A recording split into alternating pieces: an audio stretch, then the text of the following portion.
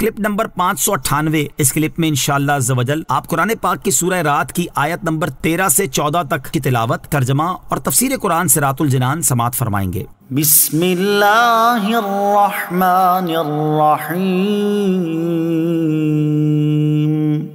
اللہ کے نام سے شروع جو نہایت مہربان رحمت والا ہے۔ وَيُسَبِّحُ الرَّعْدُ بِحَمْدِهِ وَالْمَلَائِكَةُ مِنْ خِيفَتِهِ وَيُرْسِلُ الصَّوَاعِقَ فَيُصِيبُ بِهَا مَنْ يَشَاءُ وَهُمْ يُجَادِلُونَ فِي اللَّهِ وَهُوَ شَدِيدُ الْمِحَالِ۔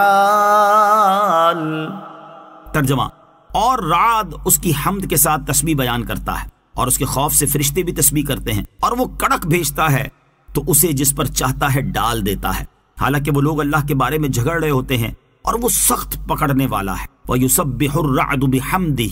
اور گرج اس کی حمد کے ساتھ تسبیح بیان کرتی ہے۔ گرج یعنی بادل سے جو آواز پیدا ہوتی ہے، اس کے تسبیح کرنے کے معنی یہ ہے کہ اس آواز کا پیدا ہونا خالق، قادر، ہر نقص سے پاک ذات کے وجود کی دلیل ہے۔ ایک قول یہ ہے کہ رات کی تسبیح سے یہ مراد ہے کہ اس آواز کو سن کر اللہ تعالیٰ کے بندے اس کی تسبیح کرتے ہیں۔ بعض مفسرین کا قول یہ ہے کہ رات ایک فرشتے کا نام ہے جو بادل پر مامور ہے، وہ اس کو چلاتا ہے، اور بادل سے جو آواز سنی جاتی ہے وہ رات نامی فرشتے کی تسبیح ہے۔ گرج کی آواز سن کر کیے جانے والے عمل، یاد رہے کہ گرج اور کڑک کی آواز اللہ تعالیٰ کی طرف سے ایک وعید ہے، لہٰذا جب اس کی آواز سنیں تو اپنے دنیاوی گفتگو روک کر اللہ تعالیٰ کے ذکر میں مشغول ہو جائیں اور اللہ تعالیٰ کے عذاب سے اس کی پناہ مانگیں۔ چنانچہ حضرت عبداللہ بن زبیر رضی اللہ تعالیٰ عنہ جب گرج کی آواز سنتے تو آپ گفتگو چھوڑ کر یہ آیت پڑھتے، وَيُسَبِّحُ الرَّعْدُ بِحَمْدِهِ وَالْمَلَائِكَةُ مِنْ خِيفَتِهِ، پھر فرماتے بے شک یہ زمین والوں کے لیے شدید وعید ہے۔ حضرت عبداللہ ابن عمر رضی اللہ تعالیٰ عنہ فرماتے ہیں جب نبی اکرم علیہ الصلوۃ والسلام گرج اور کڑک کی آواز سنتے تو یہ دعا مانگتے، اللہم لا تقتلنا بغضبک ولا تہلکنا بعذابک وعافنا قبل ذالک، یعنی اے اللہ ہمیں اپنے غضب سے نہ مارنا اور اپنے عذاب سے ہلاک نہ کرنا، اور ہمیں اپنا عذاب نازل ہونے سے پہلے عافیت عطا فرما۔ حضرت عبداللہ ابن عباس رضی اللہ تعالیٰ عنہ سے روایت ہے نبی کریم صلی اللہ تعالیٰ علیہ وسلم نے فرمایا جب تم گرج کی آواز سنو تو اللہ تعالیٰ کا ذکر کرنا شروع کر دو، کیونکہ یہ ذکر کرنے والے کو نہیں پہنچتی۔ وَالْمَلَائِكَةُ مِنْ خِيفَتِهِ، اور فرشتے اس کے ڈر سے، اس سے مراد وہ فرشتے ہیں جو بادلوں پر مامور فرشتے کے مددگار ہیں، یہ اس سے تمام ملائکہ مراد ہیں۔ اور آیت کا معنی یہ ہے کہ فرشتے اللہ تعالیٰ کی ہیبت اور اس کے جلال سے اس کی تسبیح کرتے ہیں۔ لَهُ دَعْوَةُ الْحَقِّ وَالَّذِينَ يَدْعُونَ مِن دُونِهِ لَا يَسْتَجِيبُونَ لَهُم بِشَيْءٍ وَالَّذِينَ يَدْعُونَ مِن دُونِهِ لَا يَسْتَجِيبُونَ لَهُم بِشَيْءٍ إِلَّا كَبَاسِطِ كَفَّيْهِ إِلَى الْمَاءِ لِيَبْلُغَ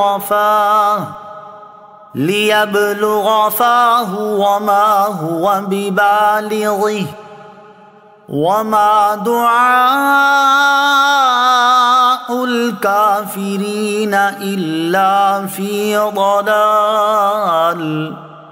ترجمہ، اسی کا پکارنا سچا ہے اور اس کے سوا جن کو یہ کافر پکارتے ہیں وہ ان کی کچھ بھی نہیں سنتے، مگر اس کی طرح جو پانی کے سامنے اپنی ہتھیلیاں پھیلائے بیٹھا ہے کہ اس کے منہ میں پہنچ جائے، حالانکہ وہ ہرگز اس تک نہ پہنچے گا، اور کافروں کا پکارنا گمراہی میں ہی ہے۔ لہو دعوت الحق،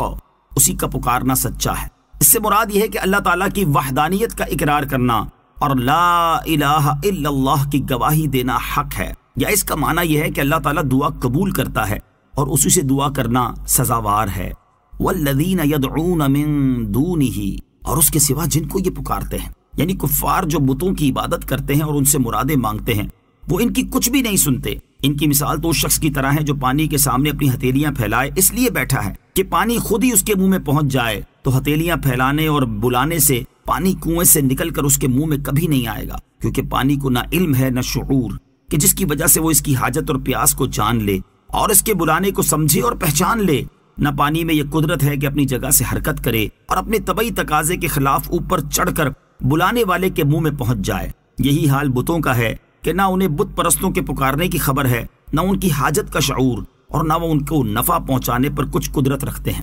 وَمَا دُعَاءُ الْكَافِرِينَ إِلَّا فِي ضَلَالٍ، اور کافروں کو پکارنا گمراہی میں ہی ہے،